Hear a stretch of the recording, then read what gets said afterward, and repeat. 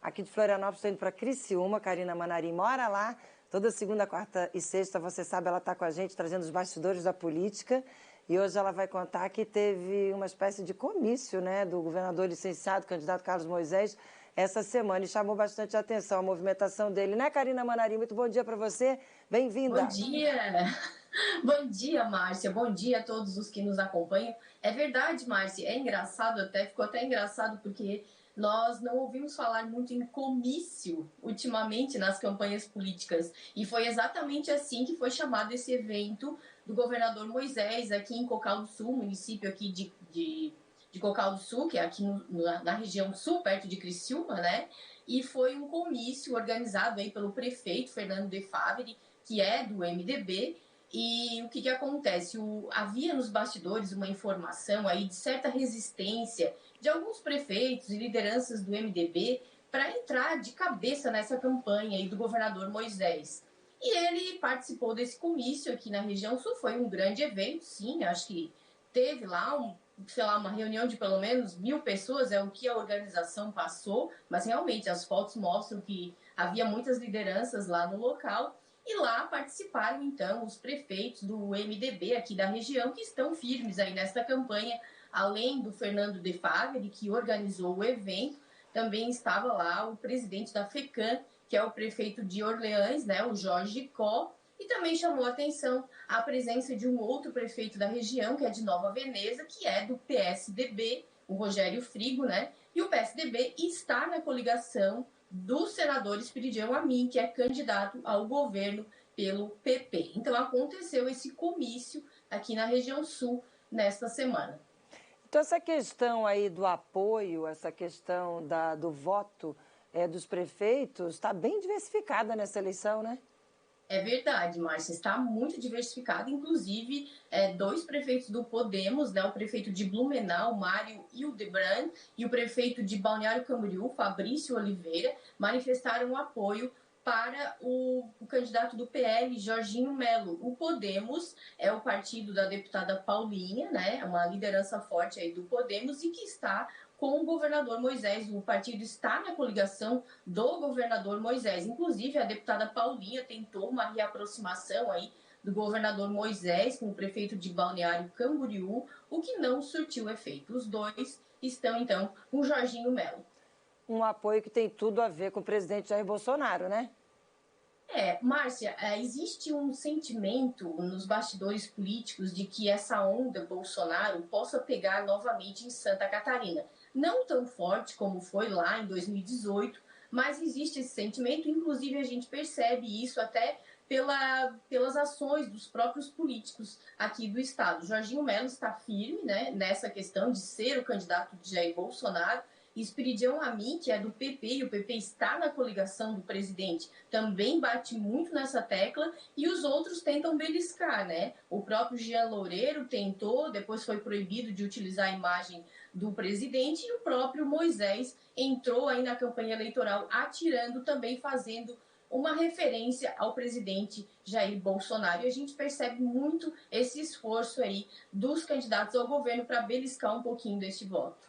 Manarim, vamos falar sobre o Tribunal Superior Eleitoral, que teve 2 decisões bem importantes. A primeira delas, que eu gostaria, desculpa, que você, por gentileza, comentasse, é a questão da aprovação aí da sugestão das Forças Armadas para o tribunal usar a biometria como teste de integridade, como teste de segurança das urnas eletrônicas. A sua avaliação para isso? Isso mesmo, Márcia.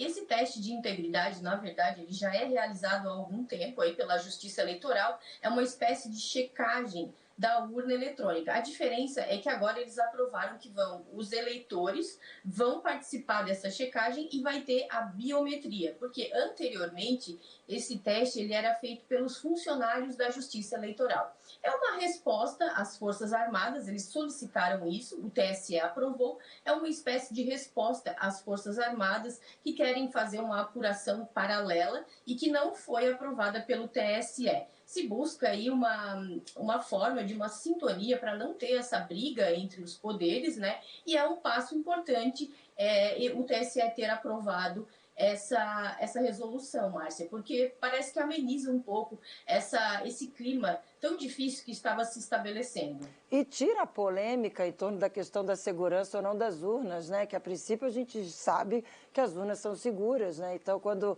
tem esse tipo de posicionamento do TSE, diz o seguinte: não, ok, vamos continuar então fazendo o trabalho que tem que ser feito, vamos continuar mostrando que as urnas são seguras, né?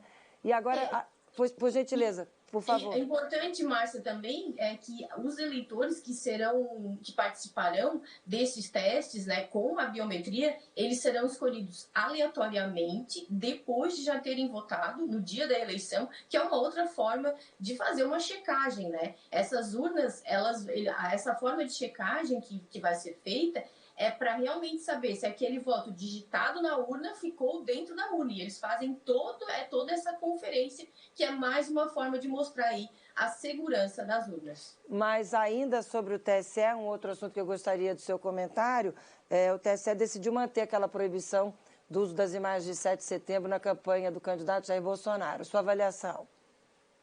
A decisão da justiça se cumpre, né? Isso não tem nenhum tipo de contestação. A questão é que nós já comentamos aqui, né, Márcia, que o apoio ao presidente Jair Bolsonaro foi um apoio grande, né, que ele teve no dia 7 de setembro. As pessoas foram às ruas para realmente apoiar essa reeleição do presidente, e houveram momentos distintos. O presidente fez o que o presidente faz, se apresentou no palanque, fez lá a comemoração da independência, e depois disso ele saiu do palanque oficial, foi para um outro local onde recebeu o apoio. Então, os adversários contestaram isso, e isso realmente, os bastidores dizem que ajudou na campanha do presidente, que foi ponto positivo para ele. Ele quis utilizar isso no programa eleitoral, e a justiça avalia que não é competitivo, porque os outros que não têm o cargo de presidente não terão este dispositivo para usar na campanha, então fica desleal, fica desigual, né? Mas realmente foram eventos distintos, e é indiscutível o apoio que o presidente teve nesse dia 7 de setembro. Karina Manarim, vou pedir à produção para colocar na tela a nossa plataforma Voto Mais, está dentro do nosso portal de notícias líder de audiência UND+. Coloca na tela, produção, por favor. Hoje o nosso Voto Mais está destacando que o Ralph Zimmer pode ter a candidatura para o governo aqui de Santa Catarina indeferida, pela Justiça. Problemas na direção estadual do PROS, que conta com 2 comandos no estado, foram citados pelo procurador do Ministério Público Eleitoral, que fez o pedido de impugnação. Sua avaliação? Então, esse pedido foi feito aí pela chapa encabeçada pelo governador Moisés, e alega, né, que o PROS tem problemas aqui em Santa Catarina, e tem mesmo. Nós até já havíamos citado isso aqui, né, Márcia? Que foram realizadas 2 convenções do partido aqui em Santa Catarina. Uma que define o Ralph Zimmer como candidato, e a outra que apoiaria o governador Moisés. E aí, o governador contestou essa briga política, essa briga jurídica dentro do partido, e o Ministério Público Eleitoral acatou. Esse é o ponto mais interessante, porque o Ministério Público Eleitoral, ele não decide, mas ele faz uma indicação que a Justiça Eleitoral pode aceitar. Por isso, realmente, existe esse risco real de a candidatura do Ralph Zimmer não ser deferida. Inclusive, em âmbito nacional, o TSE deferiu a candidatura do ex-presidente Lula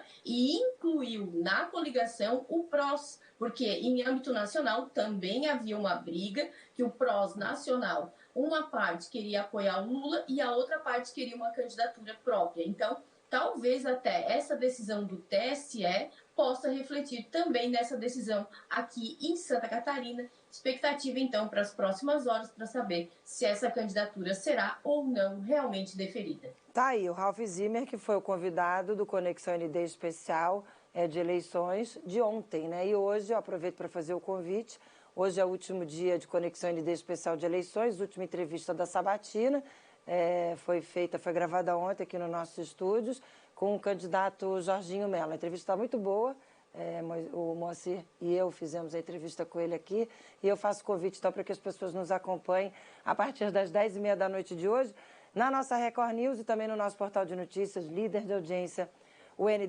Karina Manarim, muito obrigada. Sexta, você está de volta, né? Claro.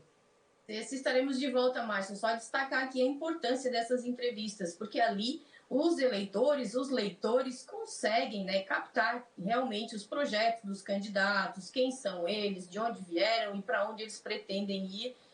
Parabenizar mais uma vez aí ao Grupo ND por mais essa iniciativa sensacional. Sexta-feira voltamos aqui, então, com mais informações, Márcio. Valeu, Karina Manarim. Ótimo dia para você. Obrigada pela participação. Na sexta a gente se vê, então. Até lá.